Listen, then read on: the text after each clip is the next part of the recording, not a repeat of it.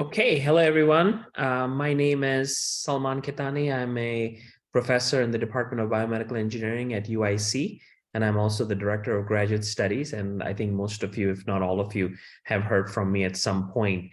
And so this session today is really to inform you of the various degree programs we have in biomedical engineering, as well as provide sort of short spiels, maybe 3 minutes, 4 minutes, for various labs in biomedical engineering that are looking for students, PhD level as well as MS level. So what we're going to do is I'll go through the overview of the BME programs. We'll have about 14 different labs that you will hear about. And then we will have, that'll take about an hour or so. And then we will have breakout rooms for a few of the labs that we're able to have breakout rooms today that you can ask questions. I'll stay in the main Zoom room for any questions about the program and whatever you may have. And we're recording this, and this recording, as well as the slides, will be provided to you afterwards. So if you're not jotting down all the notes very feverishly, nothing to worry about. You'll get this entire recording as well as the slide deck. So let's get started. Let me go ahead and share my screen.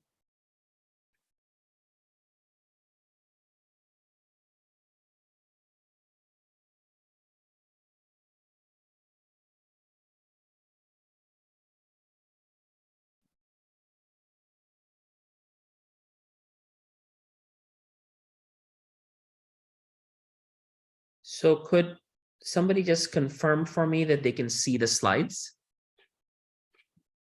Yeah, we can. Excellent. Okay, great. Wonderful. So again, this is for the University of Illinois at Chicago Department of Biomedical Engineering. And let me just give you a little bit of a history of UIC BME. So we're actually one of the oldest programs in the United States. In 1965, a biomedical engineering program, or at that time bioengineering program, was created as a collaboration between three institutions: University of Illinois at Chicago Circle, as it was called back then, University of Illinois at the Medical Center, and then Presbyterian St. Luke's Hospital, which is today called Rush University. So from its very genesis, bioengineering was a collaborative program between medicine and engineering, which is a tradition that we continue to maintain today in our ability to collaborate with clinicians as well as basic scientists. And so first degree, undergraduate degree in bioengineering was awarded in 1969. In 1976, we got accredited by the Engineering Board of Education.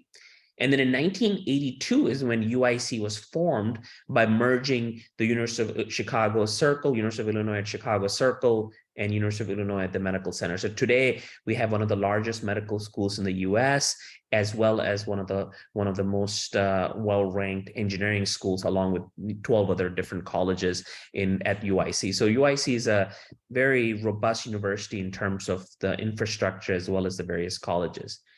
In 2011, biomedical engineering, at that time, bioengineering was jointly run by College of Medicine and College of Engineering. And at that time, it was the first department at UIC that was managed by both colleges. And even that's true today as well, in the sense that we're managed by both colleges. And that really helps break down the barriers in our ability to collaborate across the two colleges. In 2013, we got an endowment from Richard and Loanne Hill. So it was called the Richard and Loanne Hill Department of Bioengineering. And about 1 to 2 years ago, I forget, it was 1 or 2, we were renamed the Richard and Loanne Hill Department of Biomedical Engineering, or BME. So that's how I'm going to refer to it today. So some interesting facts about UIC BME. About 12, 13 years ago, we used to be about 10, 12 faculty. Dr. Tom Royston has done a wonderful job. He actually may be here today. Tom, are you here? Okay, I thought he was going to show up, and I'm presenting his slides for him, but anyways, he's not here. So today we're 30 core faculty and more than 100 adjunct faculty, and you'll actually hear from some of the adjunct faculty today. So we really provide students a breadth of options with their ability to do research or various projects. We have PhD students in biomedical engineering and bioinformatics. We have 2 PhD programs in the same department, and we have 2 master's programs. So if you're more inclined towards computation or computational modeling, then bioinformatics may be more suited. We have very strong diversity. Almost 50% are female. We have no major race or ethnicity in our department. People are fairly well represented, which is really represents Chicago in general, in the sense that we have people from all over the world. Yes, was there a question?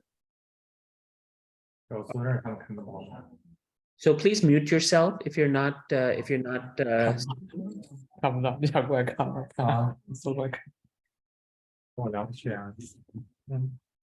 Okay, clearly my message on the muting didn't quite go through. Okay, so I muted them. So we have very strong diversity and we have research strengths in several areas. You'll hear about that today from several faculty. So in terms of funding, we're actually pretty well funded as a department. So this is a ranking called Blue Ridge BME ranking. It's a ranking for departments that are jointly run with medicine and engineering. And you can see that in terms of ranking and in terms of research dollars that we bring in, we're on par with Emory, Virginia, North Carolina. Obviously, Stanford and Hopkins are sort of in the league of their own, but we're not too shabby in terms of the funding we bring in. And this was 2021, and I know that we've gotten several new grants. Also, as part of this ranking, they ranked the top 100 researchers in terms of funding. And you can see that many of our faculty are represented in the top 100 in terms of the research dollars among some very prominent people that are featured here. So we are doing pretty well in terms of our growth and in terms of our research dollars that we bring in. So over the next few slides, what I'll do is you don't have to read all of this. I'll provide all these slides. I'm just going to basically highlight some of our research strengths. And so, for instance, we have a strong group of faculty in bioinformatics and quantitative biology. In fact, they're so strong that they have started their own MS and PhD program, as I mentioned before. We have a really strong group of faculty in tissue engineering, regenerative medicine that bring in a lot of NIH money, NSF money. They do 3D bioprinting, they build tracheal replacements, they do cell mechanics, liver tissue engineering, cardiac tissue engineering, you name it. We have folks doing microfluidics for diagnostics and microbiology. So this is sort of separating blood cells or diagnosing cancer. We have people doing that. We have very strong faculty in medical imaging, so ultrasound, magnetic resonance elastography, MRI, optical coherence tomography. I mean, you name it, we have very strong faculty in imaging. Also, we have a very strong relationship with the Shirley Ryan Ability Lab. And if you've never heard of Shirley Ryan Ability Lab, it used to be called the Rehab Institute of Chicago. It's a world famous rehabilitation institute where people who have had stroke or various events in their physical existence will go for rehab. And there, several faculty of ours actually have labs where they are doing robotics, various variables, and really trying to leverage principles of robotics and prosthetics to try to do rehabilitation of people who have suffered through various trauma. So that's the department. Those are the areas. But of course, if you're going to spend 2+ years at a place, you have to like living there. And I have lived in many places across the world, in many cities in the US, and Chicago is my favorite. It's my favorite because it has great sports, great restaurants, beautiful architecture. We have a pretty big lake that if you don't notice it, if you don't, it's so big that it looks like an ocean, albeit it's fresh water. So the water is fresh and not salty, obviously. People are very friendly. People in the Midwest are generally very friendly. And so it's a great city to live. And it's fairly affordable if you don't live like in a high rise in the middle of downtown. But if you live sort of a few miles from downtown, it's actually fairly affordable compared to Boston or San Francisco, for instance. So let's talk about the admissions criteria. So our admissions criteria are pretty straightforward. We waive the GRE. I know for some of you, it's very difficult to take the GRE because you have to go to different countries. We waive it. If you do take it, if you provide it, we will evaluate it as part of your application, and it may enhance your application if you got amazing GRE scores, but you don't have to take the GREs and you will not be biased against because you didn't take the GRE. GRE is waived. We typically, the candidates that we admit have a GPA of at least 3.0. Sometimes there's exceptional cases where somebody has a bit of a lower GPA, and there's some extenuating circumstances. Maybe in the first year they had a life event, and then their GPA tremendously improved. So we typically look at the last 2 to 3 years of their GPA to make an assessment of what the GPA is. We do expect that you have taken 4 semesters of mathematics, Calculus 1, Calculus 2, Calculus 3, and differential equations with a grade of B or higher. Sometimes people get C here and there, but it's not a deal breaker, but certainly we expect B or higher in these courses. This is something you have to take before you start in the program. So if you have not had one of these courses, it's okay. If you email me, there's approved online courses that we can have you take before you start in the program. We do on our website say linear algebra is required, but we can waive that if it's justified to me as to why you would want to waive it. We require 3 recommendation letters. We look at that quite heavily. A personal statement where you describe why you want to do a PhD, why you're interested in UIC, what labs you're interested in. We utilize the personal statement to channel applications to various faculties. So it's really important that in your personal statement, you specify which faculty labs you're interested in working in, because that allows us to channel those applications to the right faculty for matchmaking. So speaking of matchmaking, if you're an MS student and you have these things, typically you'll be admitted, okay? Unless there's some, issue with your application. PhD students, you could have all of this, you could have a 4.0 GPA, you could have been, pre-Nobel laureate or Nobel laureate even, and we will not admit you unless there's a match with the faculty. So we only admit PhD students who, in addition to all of this, have a match with a faculty member who has funding, grant funding to support it. And this is the reason why we have 14 labs presenting to you today, because these are the labs that are typically well-funded, have students. And so it's really important for you to pay close attention to what these labs are. These are not the only labs that have funding. These are the labs that decided to participate, but certainly 14 is a good number. So pay attention to that. Our deadline is December 15th for PhD and February 15th for master's. So this is our admissions criteria. The next few slides, I'm not going to read through them. I'm going to provide these slides to you, but what I have done is summarized for you what is required to get an MS in BME, and with various links, what is required to get an MS, a PhD in BME, with or without a pre-master's degree. If you have a master's degree, you take fewer courses. If you don't have a master's degree, you take more courses. And then also MS in bioinformatics and PhD in bioinformatics. And again, this is all listed. This will be provided to you. It's pretty straightforward. We provide a lot of flexibility with regards to coursework. And so it's really up to you and your advisor for the PhD as to which courses are going to be the most suitable for your thesis. There are some categories you have to fulfill, but these categories are fairly generic, and you can really customize your program of study. For MS, we are coming up with various tracks that are industry-based, for instance, variable, cell and tissue engineering, imaging, and we can guide you on which courses to take to be competitive for those tracks. PhD students are welcome to participate in those tracks as well, but certainly for MS, because you're here maybe 1 or 2 years, we want to make sure you're marketable in industry right away, or for a PhD position. So obviously funding comes up a lot. People ask me, how do I pay for this? If you're a PhD student in BME, we require that all PhD students are fully funded with stipend, full tuition waiver, and partial fee waiver year-round. So if any faculty takes on a BME student, they are required to fund that student at a certain level year-round, no exception.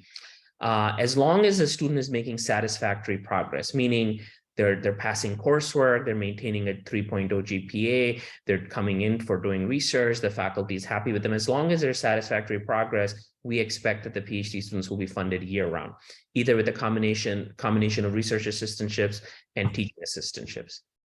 MS students are typically self-funded because they're here for shorter duration. They're going to get a nice, highly paid job within 1 to 2 years. They're typically self-funded, though there are on occasion master's students who are able to find teaching assistant positions in other departments, and also research assistant positions in select faculty labs. For instance, in my lab, I have a master's student whom I'm funding for 1 full year while she does her master's. It's rare, but it does happen. The ways that students are funded is research assistantships through grants from faculty and teaching assistantship slots. So in BME, we don't give teaching assistants directly to students. we give teaching assistant slots to faculty who have earned them based on our formula that we have, and then faculty assign them to their own students. So really, if you want a teaching assistantship from BME, you have to be part of a lab for the most part. There are, however, TA positions in other departments that our students do get, for instance, physics, chemistry, etc. There are, in addition to those funding options, there are other funding options, external fellowships. Many of them are for US citizens or permanent residents of the US, but there are some for international students as well, or non-US residents, I should say. There are some internal UIC fellowships. These are typically reserved for our highest ranking candidates. So for candidates that we really want to recruit to UIC and they would otherwise get taken away by other universities, we nominate them. I nominate them for various internal UIC fellowships to incentivize them to come to UIC. So those are typically reserved for the highest rated candidates. So as you think about PhD or MS, if you're thinking about a thesis, doing thesis, either MS thesis or PhD thesis, I want to tell you that, if you email me and you don't get a reply right away, it's because I get hundreds of emails a day from prospective candidates across the globe. And typically those emails look like, "Dear Professor Ketani, I've graduated from X university with a high GPA. I'm really interested in your research. Do you have a position for me?" That is not the way to approach faculty. That's a very generic email. I get hundreds of those every day. The way to approach a faculty is to do your homework first. Look at their papers, look at what they're working on, formulate a plan of, okay, does this fit in your career goals, their research? What kind of things that you might be excited about in their research portfolio, and then send a very custom email, not a long email, custom email where you say, "Look, I've looked at these papers. I believe your research is great.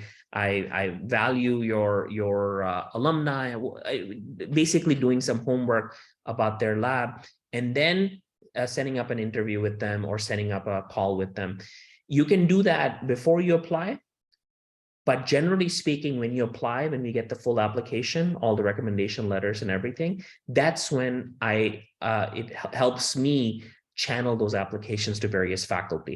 And often faculty want to see the full package. They want to see all the letters and everything. So yes, you can do this before you apply, but generally speaking, it's better to wait until you apply because you have the full package.